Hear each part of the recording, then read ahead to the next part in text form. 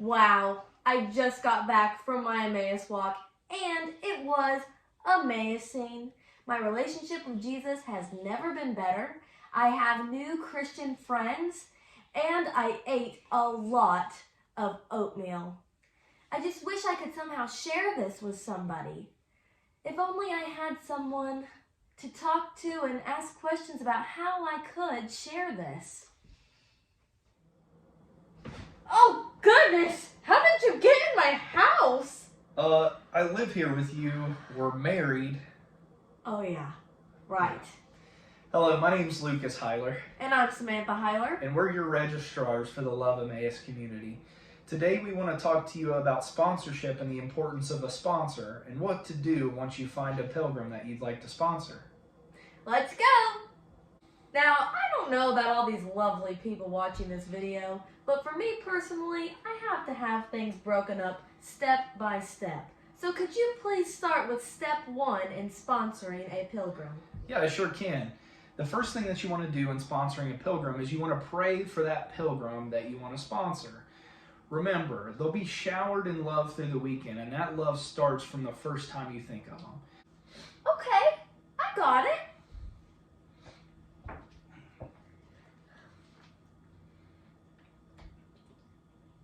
Alright, done. Okay, so step 2 is actually asking the person you want to sponsor. And don't just get discouraged if they tell you no. Just because they don't go on this walk doesn't mean they won't go in a future walk. The next step, Step 3, is to get an application. And that will look something like this. You can find these applications by going to loveemmaus.org, and that is LOVEMMAUS.org, or by contacting myself or Samantha.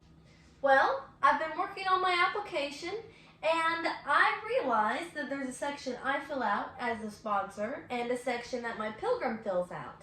Is there anything else I need to make note of? Yeah, we want to make sure that both parts are filled out in their entirety. And we want to make sure we make any special note of any dietary restrictions or medications that your pilgrim might take and how often they take them. We want to make sure that pilgrim is taken care of during the weekend.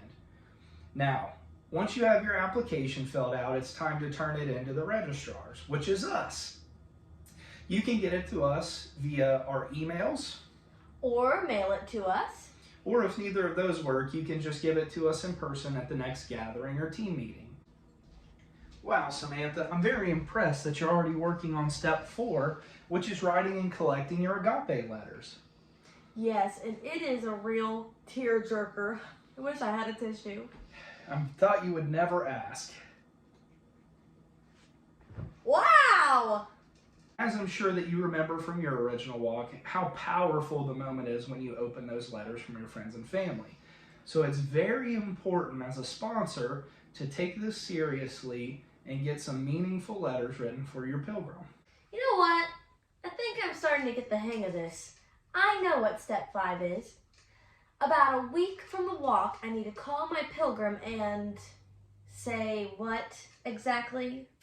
Yeah, so before step 5, you want to make sure you're still praying for your pilgrim consistently. And yes, you do want to make that phone call, and that phone call really sets the tone for the weekend. Remember, don't anticipate. Well, you want to make sure you communicate with your pilgrim that they should have their phone or their watch. You also want to talk to them about what to pack, and we have a nifty little packing list here that'll come to you as their sponsor to give to them. What about their families at home? That's an important point as well. You want to assure your pilgrim that everything in their day-to-day lives will be taken care of by you, their sponsor. So if Jimmy needs picked up from soccer practice and your pilgrim normally does it, either you need to do it or you need to make arrangements to where that can happen.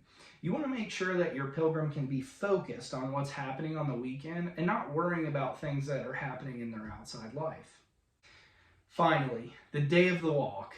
Everything you've been doing so far in preparation has led to this. As their sponsor, you want to pick them up early enough to get them there for the send-off. And once you get there, you want to look for either myself or Samantha at the registrar's table to check in your pilgrim. Now, Sam, I got to ask you, I don't really know what you're doing, and why do you have 2 cans of corn? You don't keep 2 cans of corn with you? No. I'm working out for when I have to carry all of my pilgrims' luggage to their dorm, and I'm going to do a great job at it. Yeah, that's an important point too. Remember that agape love we're showering the pilgrims with. Make sure you carry their bags to their room and help them make their bed. Love, love, love, love. Samantha, that sounds great. I can't wait to hear you sing at candlelight. I cannot wait to see my pilgrim. That leads us to step 7, which is to be visible to your pilgrim during the walk. Now, you don't want to be overly visible because you don't want to give too much away. But one good thing to do is to be present with them at the send-off dinner. So you want to make sure that you're with them, you're making them feel comfortable. Just to reiterate, you're probably the only person there that they know. Now, immediately following the send-off, down at the tabernacle is sponsorship hour, where you'll pray for your pilgrim by name. And that's pretty powerful.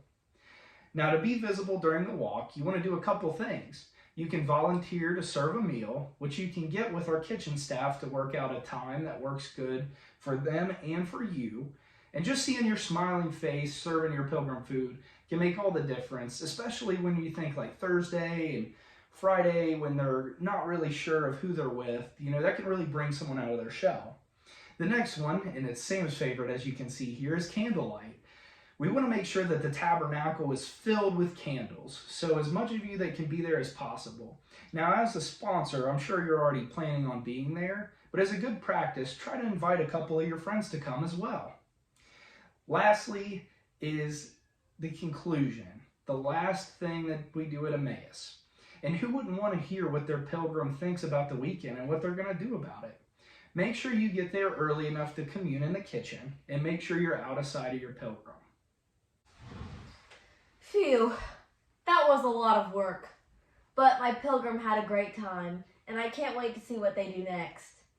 Yeah, so the work's not done yet. Your pilgrim still needs a ride back to their house. No, in all seriousness, sponsorship doesn't end when the walk ends. You want to make sure throughout the next weeks that your pilgrim knows you're praying for them. And you're really their first accountability partner.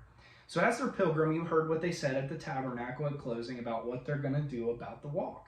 You want to make sure you follow up with them and make sure they know that you support them in whatever that was. Next, as their sponsor, you want to make sure that they get to the reunion for their walk. This reunion happens right before the next gathering, which is the 4th Tuesday of every month, and it's at the Washington Central Church in Maysville. The reunion will take place at 6 p.m. in the basement of the church, and we really hope to see you there. And don't forget, where Emmaus meets, Emmaus eats. We hope this sponsorship video has been informative and can help you when you make your next decision to sponsor your next pilgrim.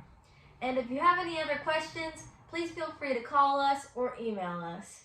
De Colores.